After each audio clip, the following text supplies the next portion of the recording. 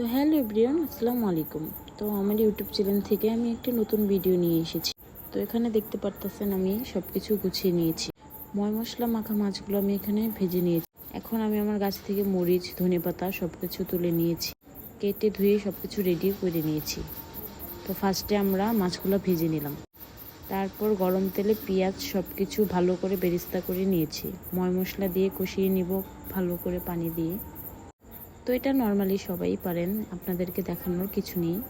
তো এখানে পেঁয়াজ বেরেস্তা করার পর আমি সব ধরনের ময় মশলা দিয়ে ভালো করে কষিয়ে নেব। তারপর স্বাদ মতো লবণ, অল্প একটু রসুন বাটা দিয়ে দেব। তারপর কষানো হয়ে গেলে আমি মাছগুলো ছেড়ে দেব। তো আপনারা আপনাদের স্বাদ মতো লবণ ময় মশলা দিয়ে দেবেন। তো নতুন করে দেখানোর কিছু নেই, আমার চ্যানেলটাতে সবাই সাবস্ক্রাইব করে দেবেন। তারপর আজকে আমি মাছের সাথে আরও রান্না করেছিলাম শুটকি। কেমন লাগলো ভিডিওটা সবাই জানাবেন।